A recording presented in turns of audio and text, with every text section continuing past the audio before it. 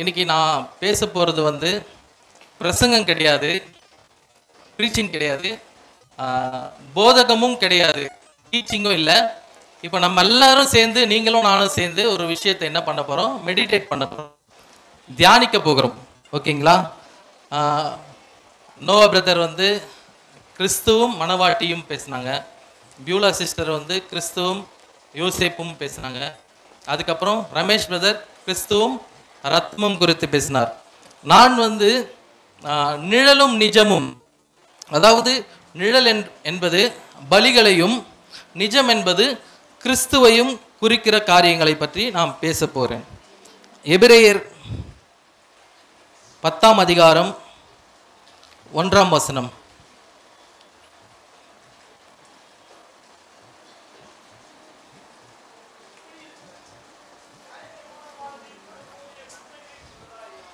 இப்படி இருக்க நியாய பிரமாணமானது வரப்போகிற நன்மைகளின் பொருளா இராமல் அவைகளின் நிழலாய் மாத்திரம் இருக்கிறபடியால் போதும். அவைகளின் நிழலா இருக்கிறது. நியாய பிரமாணம் எப்படி இருக்குன்னு சொல்லுது இந்த வசனம்? நிழலா இருக்கிறது. அதே எபிரேயர் 9ஆம் அதிகாரம் 11ஆம் வசனத்தை யாராச்சும் படிப்போம். கிறிஸ்துவானவர் வரப்போகிற நன்மைகளுக்குரிய பிரதான ஆசாரியராய் வெளிப்பட்டார். போதும் பிரதர். அப்போ இந்த நியாய பிரமாணம் வரப்போகிற நன்மைகளுக்கு அது பொருளா இல்லாம, நன்மைகளின் பொருள் யாருன்னு சொல்லி இங்க எபிரேயர் 9:11 சொல்லுதுன்னா கிறிஸ்துவானவர் தான் அந்த வரப்போகிற நன்மை என்று சொல்லி இங்க காண்பிக்கிறார். நாம பலிகளை குறித்து தான் நாம தியானிக்க போகிறோம். எபிரேயர் 10ஆம் அதிகாரம் 5, 6, 7. ஆகையால் அவர் உலகத்தில் பிரவேசிக்கும் போது பலியையும் காணிக்கையும் நீர் விரும்பவில்லை, ஒரு சரீரத்தை எனக்கு ஆயத்தம் பண்ணினீர். சர்வாங்க தகன பலிகளும் பாவ நிவாரண பலிகளும் உமக்கு பிரியமானதல்ல என்றீர். சர்வாங்க தகன பலிகளும் பாவ நிவாரண பலிகளும் உமக்கு பிரியமானதல்ல என்றீர். அடுத்து 7வது வசனம். அப்பொழுது நான், தேவனே உம்முடைய சித்தத்தின்படி செய்ய இதோ வருகிறேன், புஸ்தக சுருளில் என்னை குறித்து எழுதியிருக்கிறது என்று சொன்னான் என்று. இந்த 7ஆம் வசனம் யாரை குறிக்கிறது? ஆண்டவராகிய இயேசு கிறிஸ்துவை குறிக்கிறது. பழைய ஏற்பாட்டு நாட்களிலே நாம் ஆதியாகமம் தொடங்கி அநேக பலிகளை நாம் அநேக நேரங்களிலே பாஸ்டர் நமக்கு போதிச்சிருப்பார். உதாரணத்துக்கு பலிகள் எதற்காக கொடுக்கப்படுகிறது? நீங்களே சொல்லுங்க, உங்களுக்கு தெரிஞ்சது. அல்டிமேட்டா பாவத்துக்காக பலி செலுத்தப்படுகிறது. அடுத்து தங்கச்சி சொன்னாங்க, தங்கச்சி ஒரு கிளாப் பண்ணுங்களேன் திவ்யாக்கு. தேங்க்ஸ் கிவிங்காக கொடுக்குறாங்க. அதுக்கப்புறம் சரி, அதுக்கப்புறம் வந்து ஆராதனை செலுத்தும் விதமாக பலிகளை வந்து அந்த நாட்களிலே, பழைய ஏற்பாட்டு நாட்களிலே செலுத்திட்டு வந்தாங்க. சரி, லேவியராகமத்தில் தான் பழைய ஏற்பாட்டில் ஆதியாகமம் தொடங்கி யாத்திராகமம் வரைக்கும் நம்ம பார்த்தோம்னா அநேக பலிகள் அங்கங்கே ஆபேல் பலி செலுத்திருப்பாரு, அதுக்கப்புறம் நோவா பலி செலுத்திருப்பாரு, ஆபிரகாம் பலி செலுத்திருப்பாரு, ஒரு இடத்துல வந்து யாக்கோபோ வந்து பான பலியை செலுத்திருப்பாரு. அதுக்கப்புறம் நேர லேவிய ராகமத்தில் கர்த்தர் என்ன பண்ணுறாருன்னா பலிகளை எதிர்பார்க்கிறார். அந்த லேவிய ராகமம் 1லிருந்து 7ஆம் அதிகாரம் வரைக்கும் நாம் பார்த்தோம்னா 5 விதமான பலிகளை குறித்து அங்கே மென்ஷன் பண்ணியிருப்பாங்க ஆண்டவர். அந்த 5 பலிகளை குறித்து நம்ம பாஸ்டர் வந்து ஒரு 2 வாரத்துக்கு முன்னாடி, அதாவது இந்த ஞாயிறு இல்லாமல் அதுக்கு முந்தின ஞாயிறு ஈவினிங் வந்து அந்த 5 பலிகளை குறித்து பாஸ்டர் பேசியிருக்காங்க. அந்த செய்தியும் நீங்கள் போயிட்டு கேட்கும்படியாக உங்களை அன்போடு கேட்கிறேன். அந்த 5 பலிகளிலும் முதலாவது பலி சர்வாங்க தகன பலி, 2வது பலி போஜன பலிகள், 3வது பலிகள் சமாதான பலிகள், 4வது பலிகள் பாவ நிவாரண பலிகள், 5வது பலி குற்ற நிவாரண பலி. இந்த 5 விதமான பலிகளையும் லேவியராகமம் 1லிருந்து 7 வரையும் நாம் வாசிக்கும் பொழுது இந்த 5 விதமான பலிகளையும் அங்க நம்ம பார்க்கலாம். ஆண்டவர் ஏன் இந்த மிருக பலிகளை ஆண்டவர் ஏன் விரும்புகிறார்? ஆதியாகமத்தில் தொடங்கி நம்ம யாக்கோபு கிட்ட வரும்போது அதுக்கான ஆன்சர் நமக்கு கிடைக்கும். பழைய ஏற்பாட்டு காலங்களிலே புறஜாதியாக தேவனை அறியாத ஜனங்கள் என்ன பண்ணுவாங்கன்னா, தங்களுடைய தெய்வங்களுக்காக தங்களுடைய பிள்ளைகளை என்ன பண்ணுவாங்க, பலியாக கொடுத்துட்டு இருந்தாங்க. ஆபிரகாம் நம்ம ஆபிரகாமுடைய ஹிஸ்டரியை நம்ம பார்த்தோன்னு சொன்னால், ஆபிரகாமும் அவர் என்ன பண்ணார், வேற ஒரு தேவனை வணங்குகிற ஒரு சந்ததியிலே பிறந்த ஒரு நபர். அப்போது அந்த சந்ததிகளெல்லாம் ஆண்டவரை பிரியப்படுத்த வேண்டும், கர்த்தருக்கு தேங்க்ஸ் கிவிங் பண்ண வேண்டும், ஆராதனை பண்ண வேண்டிய அந்த முறைமைகள் எப்படி இருந்தது சொன்னால், தங்களுடைய பிள்ளைகளை பலி செலுத்துகிற ஒரு முறைமையாக இருந்தது. ஆபிரகாம் தேவனை அறிந்து தேவனுடைய அழைப்பை பெற்று அவர் 75 ஆண்டுகள் பிள்ளை இல்லாமல் இருந்து 100வது வயசுல 75 ஆண்டுல ஆண்டவர் ஆபிரகாம் அழைக்கிறார். அவருக்கு ஒரு சந்ததியை 100வது வயதில் அவருக்கு கொடுக்கிறார். அப்படிப்பட்டு அழைத்து அவருக்கு ஒரு பிள்ளையை கொடுத்த ஆண்டவர் என்ன பண்றாரு, நம்மளுக்கு தெரிஞ்ச விஷயம், ஈசாக்கு என்ன பண்ண சொல்றாரு, பலி செலுத்த சொல்றாரு. இது நம்ம பார்க்குற காரியங்கள் வேதத்தில் இல்லைனாலும் இது யூத பின்னணி, அதாவது சில காரியங்களை நம்ம ஜூயிஷ் வியூவில் நம்ம பார்க்கணும். அந்த யூத பார்வையில் இயேசு கிறிஸ்து பலியாகிறதுக்கு நிழலாட்டமாக இருக்கிற சில காரியங்களை ஆபிரகாமுடைய வாழ்க்கையிலிருந்து ஆண்டவர் காண்பிக்கிறார். ஈசாக்கு என்ன பண்ணு, பலி செலுத்துன்னு சொல்லி ஆபிரகாம் கிட்ட சொல்றாரு. அப்போ ஆபிரகாம் இதுவரைக்கும் அவருடைய சந்ததிகளில் பார்க்கும்போது எல்லா தெய்வங்களும் என்ன பண்ணிட்டு இருக்கு, தங்களுடைய பிள்ளைகளை பலியா கேட்டுட்டு இருக்கு. அப்போ இவர் கொஞ்சம் வித்தியாசமானவர்னு நான் நினைச்சேன். யாரு, நம்ம ஆண்டவர், நான் நேசிக்கிற ஆண்டவர், எனக்கு பிள்ளை கொடுத்த ஆண்டவர் ஒரு வித்தியாசமான ஆண்டவர். எல்லா தெய்வங்களை போல அவர் என்ன பண்ண மாட்டாரு, ஒரு மனிதரை அவர் என்ன பண்ண மாட்டாரு, பலியா கேட்க மாட்டாரு அப்படின்னு சொல்லி ஈசாக்கு மேல ஒரு அன்பா இருக்கிற நேரத்துல தான் ஆபிரகாம் கிட்ட ஒரு பெரிய அதிர்ச்சியான காரியம் நடக்குது. உன் மகன் என்ன பண்ணு, நீ பலி செலுத்துன்னு சொல்றாரு. அப்போ ஆபிரகாம் என்ன பண்ணாரு, அங்க ஒரு பெரிய கடினமான ஒரு சூழ்நிலை ஆபிரகாம் கிட்ட நடக்குது. என்ன மற்ற தெய்வங்களை போல இவரும் அந்த பிள்ளைகளை பலி செலுத்த சொல்றாரு அப்படின்னு சொல்லி அவர் ஒரு சின்ன காரியம் கூட யோசிக்காம என்ன பண்றாரு, என் தேவன் அழைத்தவர் உண்மையுள்ளவர், எனக்கு பிள்ளையை கொடுத்த தேவன் அவரை உயிரோடு எழுப்பவும் அவரால் முடியும்னு சொல்லி என்ன பண்றாரு, ஆபிரகாம் ஈசாக்கை பலி செலுத்துவதற்காக அங்கே மலை மேலே போகிறார். அவர் அந்த மலை மேலே போகும் பொழுது அந்த கீழே நிப்பாட்டி அந்த வேலைக்காரனை நிறுத்தி வச்சு அவர்கிட்ட ஒரு வார்த்தையை சொல்லுவார். என்ன சொல்லுவாரு, நானும் பிள்ளையாடானும் போய் தொழுது கொண்டு வருகிறோம். அப்ப பாருங்க, பழைய ஏற்பாட்டு நாளில் ஆராதனை முறைமையாய் அந்த பலி செலுத்துதல் இருந்தது. அப்ப ஆண்டவர் என்ன பண்றாரு, பலி செலுத்த ஆபிரகாம் கிட்ட போனதுக்கு அப்புறம் ஆண்டவர் என்ன பண்ணிட்டாரு, உன்னுடைய பலியை நிறுத்து அப்படின்னு சொல்லி ஒரு கடா, அந்த முட்புறத்தில் கடா மாட்டிக்கொண்டு இருக்கும் பொழுது அந்த கடாவை கொடுத்து ஆண்டவர் என்ன பண்ணாரு, ஈசாக்குக்கு பதிலாக பலியை அங்கே செலுத்துகிறார். தேவன் அந்த மற்ற மதத்திலே காண்பிக்கப்பட்ட அந்த பலிகளை போல அவர் விரும்புவதில்லை. அந்த தேவன் என்ன பண்றாரு, அந்த ஆட்டுக்குட்டியை என்ன பண்ணி பலி செலுத்துன்னு சொல்றாரு. சரி, நம்ம இந்த பழைய ஏற்பாட்டு இந்த லேவியராகமத்தில் 5 பலிகளையும் நாம் பார்க்க போகிறது கிடையாது. 2 பலிகளை மாத்திரம் நம்ம பார்க்க போகிறோம். ஒன்று சர்வாங்க தகன பலி. லேவியராகமம் 1ஆம் அதிகாரம் 3ஆம் வசனத்தை படிப்போம். சர்வாங்க தகன பலியினால் அவன் பழுதற்ற ஒரு காளையை செலுத்துவானாக. போதும். அப்போ லேவியராகமம் அந்த சர்வாங்க தகன பலி முதலாவது எப்படி இருக்கணும்னு சொல்றார் ஆண்டவர், அங்க பழுதற்ற பலியாக இருக்க வேண்டும் என்று சொல்கிறார். அந்த லேவியராகமம் நம்ம 5 பலிகளையும் கிறிஸ்துவோட நாம் இணைத்து பார்க்கலாம், இணைத்து தியானிக்கலாம். நான் சுருக்கமா இந்த 2 பலிகளை மாத்திரம் நான் உங்ககிட்ட தியானத்துக்கு நான் கொண்டு வந்திருக்கேன். முதலாவது பலி சர்வாங்க தகன பலி. அந்த சர்வாங்க தகன பலி எப்படி இருக்கணும்னு சொன்னா, அது பழுதற்ற பலியாக இருக்க வேண்டும். நம்முடைய ஆண்டவராகிய இயேசு கிறிஸ்துவும் எப்படி இருந்தார்னு சொன்னா, 1 யோவான் 3:5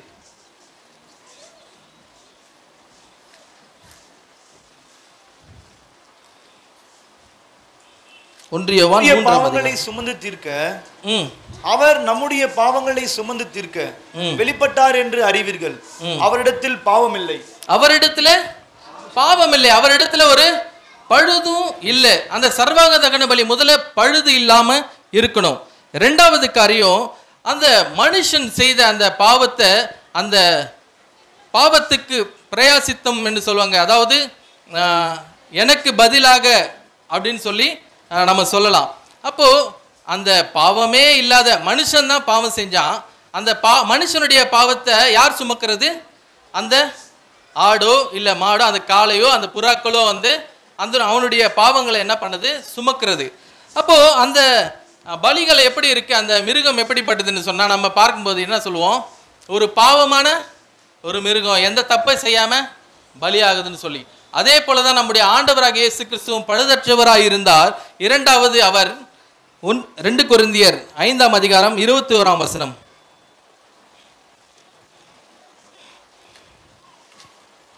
நாம் அவருக்குள் தேவனுடைய நீதி ஆகும்படிக்கு பாவம் அறியாத அவரை நமக்காக பாவமாக்கினார். அந்த கடா எப்படி பாவமே இல்லாம ஒரு பாவமே அறியாத ஒரு கடாவா இருந்ததோ, ஆண்டவராக இயேசு கிறிஸ்துவும் பாவமே அறியாத அவரை நமக்காக பிதா என்ன பண்ணிட்டாரு? பாவமாக்கினார். முதலாவது சர்வாங்க தகன பலி எப்படி இருந்தது? பழுதற்றதா இருந்தது. இரண்டாவது பாவமே இல்லாமல் இருந்தது. மூன்றாவது அந்த சர்வாங்க அந்த தகன பலி எப்படி இருக்குன்னு சொன்னா அது சுகந்த வாசனையா இருக்கிறது என்று சொல்லி அங்க நம்ம பார்க்கலாம். இயேசு கிறிஸ்துவும் சுகந்த வாசனையை வெளிப்படுத்தினார். எபேசியர் 5ஆம் அதிகாரம் 2ஆம் வசனம்.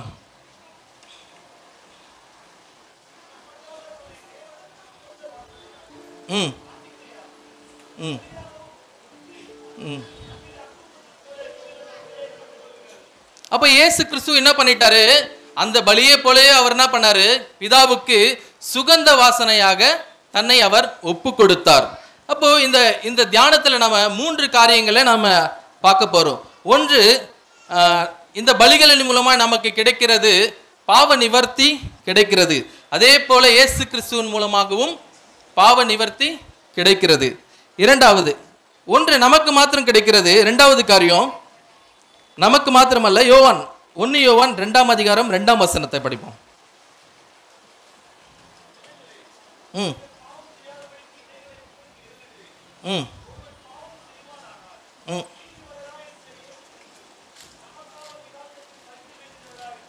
1 யோவான் 2:2.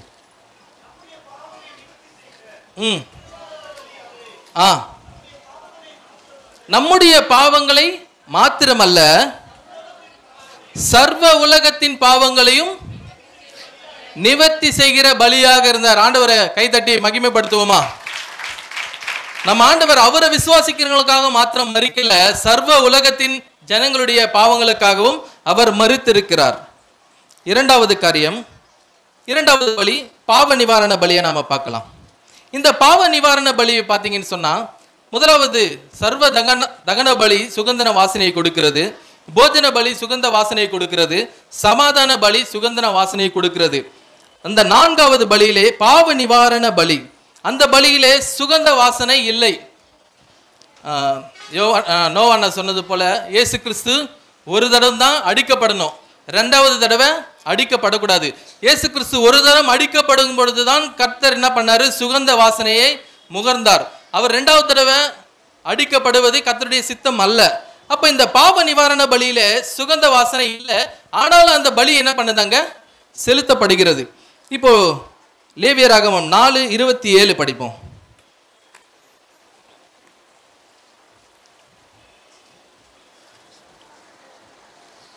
யாராச்சும் மைக்ல சத்தமா?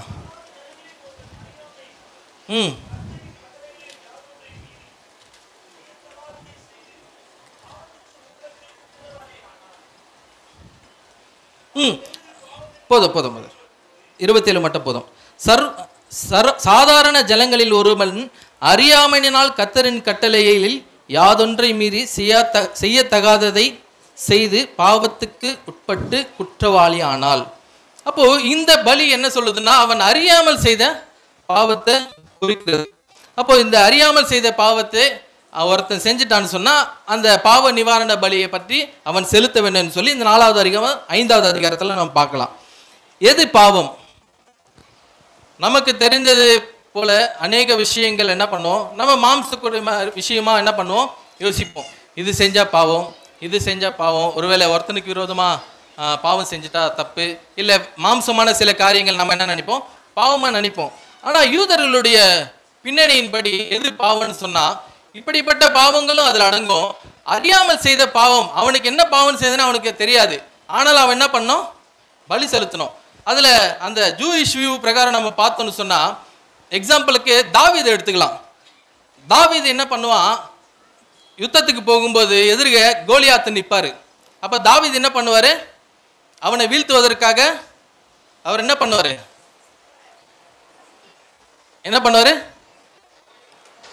கேட்கல, தெரியாத அந்த சம்பவம். அவர் கூழங்கல்லால அவர் என்ன பண்ணுவாரு, கோலியாத்தை வீழ்த்துவாரு. அப்போ இந்த யூத பெண்ணினில பாவ பலி, அறியாமை செய்த பாவம் அப்படின்னும் போது ஒரு டார்கெட்டை குறிக்கிற ஒரு காரியம். அந்த ஒரு டார்கெட்டை குறித்து வைத்து அந்த டார்கெட்டை நாம் அடிக்கும் பொழுதுதான் அது என்ன பண்ணுவோம், அந்த பாவம் நாம் செய்யாதபடி நம்ம இருக்கிறோம்னு அர்த்தம். அந்த ஒரு குறியை நாம மிஸ் பண்ணிட்டோம்னு சொன்னானே யூதர் பின்னணியில் என்னன்னு சொன்னா அது பாவம். அப்போ தாவீது என்ன பண்றாரு, கோலியாத்தை வீழ்த்துறதுக்காக கல்லு எய்றாரு. அந்த கல் என்ன பண்ணுது, நெத்தியில பட்டு அவர் மரித்து போகிறார். அப்போ அந்த இடத்துல தாவீது என்ன பண்ணிட்டாரு, பாவத்தை மேற்கொண்டார். அந்த அறியாமை பாவத்தை அவர் செய்யல. அதுக்கப்புறம் ஒரு யுத்தத்துக்கு போகணும் தாவீது. அவருடைய நோக்கம் எல்லாம் என்னென்ன, அந்த டார்கெட் எல்லாம் வந்து அந்த யுத்தத்துக்கு போக வேண்டியதுதான். அதே தாவீது என்ன பண்றாரு, அந்த யுத்தத்துக்கு போகாம அவருடைய டார்கெட், அவருடைய குறியை அவர் நோக்காம என்ன பண்ணிட்டாரு, அவர் வீட்டில் இருந்ததுனால அவர் பாவம் செய்து விட்டார். அந்த குறியை நம்ம மிஸ் பண்றது தான் அந்த அறியாமை செய்த பாவம் சொல்லி யூதர்களுடைய பின்னணியில. அப்போ அறியாமையினால் நாம் செய்கிற பாவம் என்ன பண்ணணும்னு சொன்னா அது உறவை பாதிக்கும். முதலாவது நாம இயேசு கிறிஸ்துனுடைய பலி என்ன செய்யும்னு சொன்ன, பாவ நிவர்த்தியை உண்டாக்கும். இரண்டாவது இயேசு கிறிஸ்துனுடைய பலி என்ன பண்ணும், உறவை புதுப்பிக்கும். அப்போ இந்த அறியாமை செய்த பாவம் என்ன பண்ணும், உறவை பாதிக்கும். நம்ம கூட யதார்த்தமா யார்கிட்டயாச்சும் பேசும்போது, சொந்தக்காரர்கிட்ட யார்கிட்ட பேசும்போது ஏதாவது ஒரு பிரச்சனை வரும்போது என்ன பண்ணுவோம், நம்ம சண்டை போடுவோம், ஏதாச்சும் ஒரு வார்த்தை தப்பா பேசிடுவோம். அப்ப அந்த தப்பா பேசின வார்த்தை என்ன போயிடும், அது உறவுகளை பாதிக்கும். நம்ம அது அந்த கோபத்தில் என்ன பண்ணுவோம், உனக்கு எனக்கும் சம்மந்தம் இல்லை அப்படின்னு சொல்லி நம்ம என்ன பண்ணுவோம், வார்த்தையினால அந்த உறவை நம்ம இழக்க நேரிடும். ஆனா இயேசு கிறிஸ்துவின் பலி நம்மை உறவை புதுப்பிக்கிற ஒரு பலியாக இருக்கிறது. இதுல எக்ஸாம்பிள் நம்ம பார்த்தோம்னு சொன்னா, இளைய குமாரன் தன் தகப்பனை விட்டு தூரதேசத்துக்கு போய் அவன் துன்மார்க்கமாய் ஜீவனம் பண்ணிக்கிறான். அப்போ அந்த இளைய குமாரனுடைய தகப்பனுக்கும் அந்த மகனுக்கும் உள்ள உறவு என்ன, அப்பா பிள்ளை என்கின்ற உறவு. அப்போ அந்த மகன் அந்த சொத்தையெல்லாம் வாங்கிட்டு தூரதேசத்துக்கு போய் துன்மார்க்கமா அவன் ஜீவனம் பண்ணிட்டான். இப்போ ஜீவனம் பண்ண பிறகு அந்த மகன் என்ன நினைக்கிறான், சொல்லுங்க, உங்களை தான் கேட்கிறேன். அந்த மகன் என்ன நினைச்சிட்டு வரான் அப்பா கிட்ட, நான் பரத்துக்கு விரோதமாகவும் உமக்கு விரோதமாக பாவம் செய்தேன், உம்முடைய குமாரன் எண்ணப்படுவதற்கு நான் பாத்திரன் அல்ல. அப்போ இந்த மகன் பாவம் செய்ததுனால அவனுக்குள்ள அந்த உறவு என்ன பண்ணுது, தடையா நிக்குது. அந்த உறவு ஒரு பிளவு உண்டாகுது. அப்போ அந்த மகன் நினைச்சிட்டே வரான், நான் என்னுடைய அப்பாவுக்கும் எனக்கு எந்த உறவும் இல்லை, நான் ஒரு வேலைக்காரனை போல அங்க இருக்க போறேன் அப்படின்னு சொல்லி அந்த மகன் அவர்கிட்ட வரும்பொழுது அந்த தகப்பன் கிட்ட அவன் சொல்லும் பொழுது அந்த தகப்பன் என்ன செய்யறாரு, அவனுடைய மறுபடியும் அந்த மகனுடைய ஸ்தானத்தில் என்ன பண்றாரு, அவனை திரும்பவும் அந்த ஸ்தானத்துக்கு கொண்டு வருகிறார்.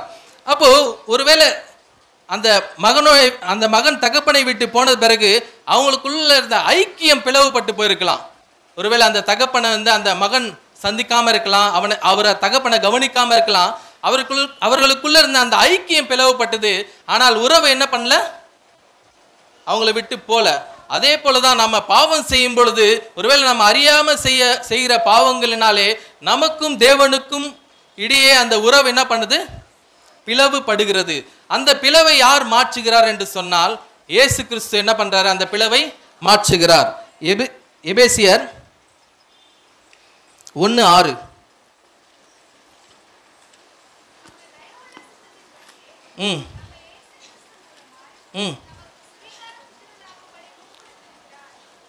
அவராலே நமக்கு என்ன கிடைக்குது, அந்த சுவிகார புத்திரம் உண்டாயிருக்கிறது. இந்த வார்த்தை கொஞ்சம் நமக்கு புரியாத பாஷையா இருக்குல்ல. இந்த சுவிகார புத்திரன். புத்திரன் சொன்னா நம்மளுக்கு தெரியும் மகன். ஆனா வேற ஒரு மொழிபெயர்ப்புல பார்த்தா அந்த சுவிகார புத்திரன் சொன்னதுக்கு என்னுடைய சொந்த மகன் சொல்லி அங்க மென்ஷன் பண்ணிருக்கு. அப்ப ஆண்டவர் என்ன பண்றாரு? இயேசு கிறிஸ்து தன்னை என்ன பண்றாரு? அந்த உறவை அவர் மீட்டெடுத்து அந்த பலியினாலே அந்த உறவை அவர் என்ன பண்றாரு? புதுப்பிக்கிறார். லேவியராகமம் 4:28 படிப்போம்.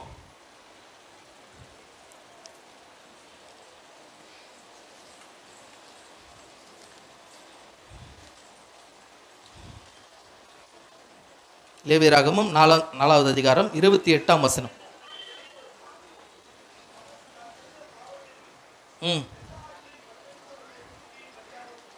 அப்போ வெள்ளாடுகளில் ஒரு பழுதற்ற பெண் குட்டியை பலியாக கொண்டு வந்து, நம்ம அநேக நேரங்களில் தியானித்திருப்போம்.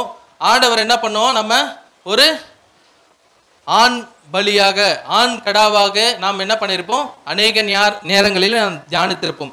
இந்த பாவ நிவாரண பலிக்கு ஆண்டவர் கொடுத்திருக்கிற கட்டளை என்னன்னு சொன்னா, ஒரு வெள்ளாட்டுக்கடியில் பழுதற்ற ஒரு பெண் குட்டியை பலி செலுத்த சொல்றாங்க. அப்போ ஏன் இந்த சில அதிகாரங்களிலே சில காரியங்களிலே நம்ம கிறிஸ்துவோடு நேரடியாக தொடர்பு இல்லைனாலும் சில காரியங்களிலே அதற்கு மறைமுகமாக சில காரியங்களை நாம் தொடர்பு படுத்தி தியானிக்க வேண்டும். அப்போ இந்த பெண் குட்டியை ஏன் பலி செலுத்த சொல்கிறார்? ஒரு பெண் யார் என்றால் ஒரு சந்ததியை உருவாக்குகிற ஒரு நபர்.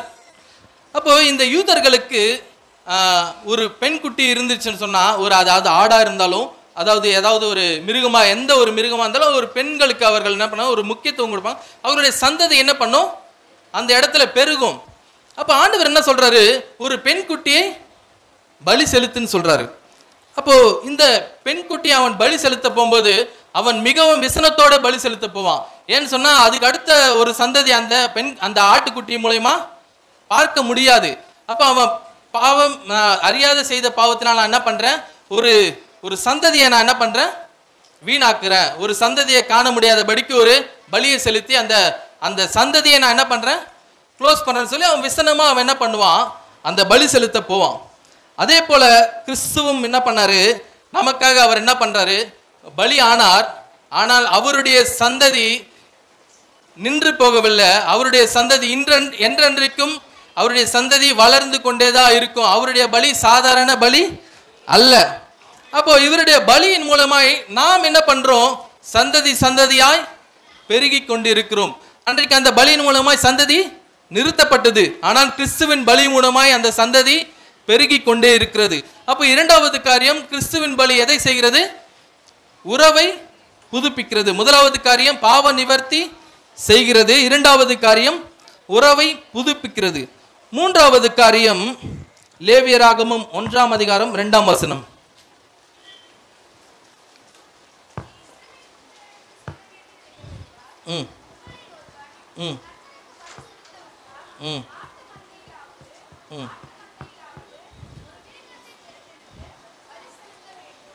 அப்போ ஒரு மிருகத்தையாவது என்ன பண்ணோம்? பலி செலுத்த வேண்டும். இப்போ நம்ம இந்த வசனத்துல நம்ம எடுத்துக்க போற வார்த்தை என்ன சொன்னா, நம்ம என்ன தியானிக்கிறோம்?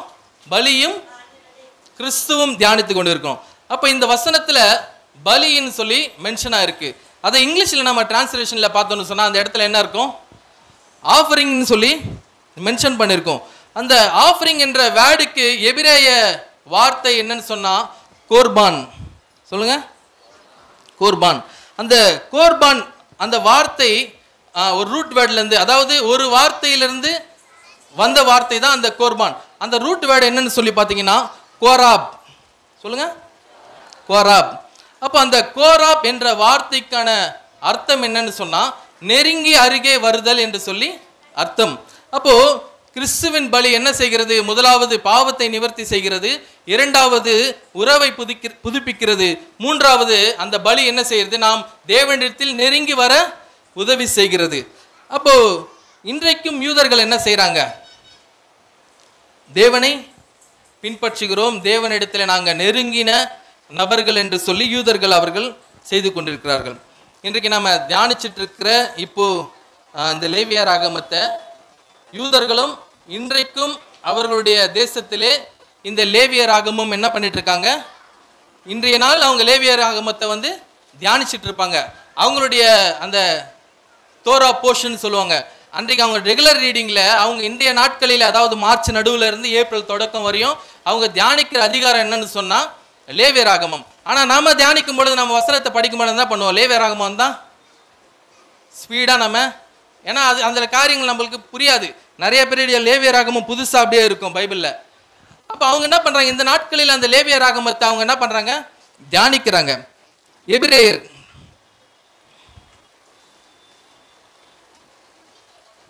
10ஆம் அதிகாரம் 1ஆம் வசனம். ம் ம் ம் ம் ஒரே விதமான பலிகளினாலே அந்த பலி என்ன பண்ண மாட்டேங்குது? பூரணப்படுத்த மாட்டாது. பூரணம் மீன்ஸ் கம்ப்ளீட் பண்ண முடியாது. அப்போ இந்த இயேசு கிறிஸ்துவின் பலி மாத்திரம் தான் என்ன பண்ணும்? பூரணப்படுத்துகிற ஒரு பலியா இருக்கிறது. நம்ம இந்த நாட்களில புதிய ஏற்பாட்டில் யாரெல்லாம் அந்த கோர்பான் வார்த்தையை அந்த கவனிச்சிருக்கிறோம் படிக்கும் பொழுது? கோர்பான் அப்படின்ற வார்த்தையை புதிய ஏற்பாட்டில் நம்ம படிச்சிருக்கோமா? மார்க் 7ஆம் அதிகாரம்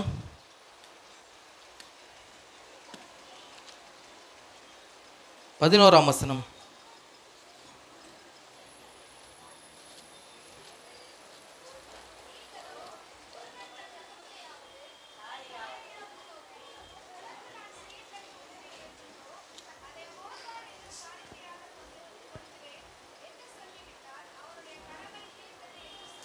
இப்போ புதிய ஏற்பாட்டில் இந்த கோர்பான் என்ற வார்த்தையை ஆண்டவர் என்ன பண்ணியிருக்காரு? ஒரு மனுஷன் என்ன பண்ணும்? தன் தகப்பனையும் தாயை என்ன பண்ணும்? அவன் கவனிக்கணும். அப்போ இந்த யூதர்கள் என்ன பண்றாங்க? அந்த நாட்களிலே, இயேசு கிறிஸ்து வாழ்ந்த நாட்களிலே அவங்க என்ன செய்யறாங்க? உங்களுக்கான அந்த பணத்தை நான் என்ன பண்றேன்? கோர்பான் அந்த காணிக்கையா நான் செலுத்துறேன் அவங்க சொல்றாங்க. இந்த கோர்பான் என்கிற காரியம் ரொம்ப முக்கியம் வாய்ந்தது. அதன் பின்னணி என்னன்னு சொன்னா, நாம் தேவனிடத்திலே நெருங்கி அருகே வர வேண்டிய ஒரு காரியமா இருக்கிறது. இவங்க கோர்பான் என்பது அதிகமா இவங்க எதை மென்ஷன் பண்ணுவாங்கன்னா, கோயிலுக்கு செலுத்துகிற ஒரு நிதி, ஒரு ஃபண்டுன்னு சொல்லி அவங்க அந்த நாட்களை எடுத்துக்கிட்டு அவங்க தாய் தகப்பனை கூட அவங்க கவனிக்க மாட்டாங்க. அவங்க என்ன பண்ண, ஆனால் ஆண்டவருக்கு நாங்கள் பணத்தை கொடுக்குறோம், ஆண்டவருக்கு தேவையான காரியங்களுக்கு நாங்கள் அந்த கோர்பானுடைய காணிக்கையை நாங்கள் செலுத்துகிறோம் அப்படின்னு சொல்லி அந்த இடத்துல அவங்க மென்ஷன் பண்ணுறாங்க. அவனுடைய கடமை அதோட முடிஞ்சிச்சுன்னு நினைக்கிறாங்க. இன்னைக்கு நம்ம கூட ஏதோ ஆலயத்துக்கு வந்தோம், நம்ம தசம பாகம் கொடுத்தோம், காணிக்கப்பட்டோம், சபை கூடி வந்துட்டோம், அப்படி என்பது மாத்திரம் அல்ல. நாம் முதலாவது என்ன பண்ணணும்? நம்முடைய பாவங்களை நிவர்த்தியாக்குகிற பலியாக இயேசு கிறிஸ்துவை நாம் பின்பற்ற வேண்டும். இரண்டாவது, உறவை புதுப்பிக்கிற பலியை நாம் என்ன பண்ணோம்? விசுவாசிக்க வேண்டும். மூன்றாவது, அந்த முக்கியமாய் அந்த பலி செலுத்தப்பட்டதன் காரணம் என்ன? தேவனுக்கும் நமக்கும் ஒரு இடைவெளி இல்லாத அளவுக்கு நாம் என்ன பண்ணோம்? தேவனோடு நாம் நெருங்க வேண்டும். எபிரேயர் 10ஆம் அதிகாரம் 9ஆம் வசனம்.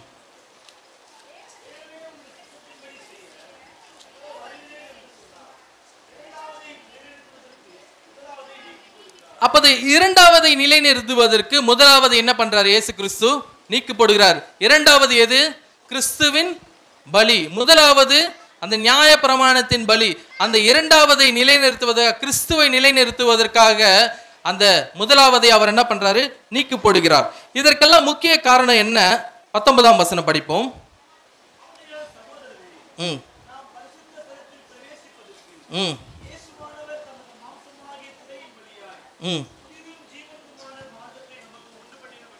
20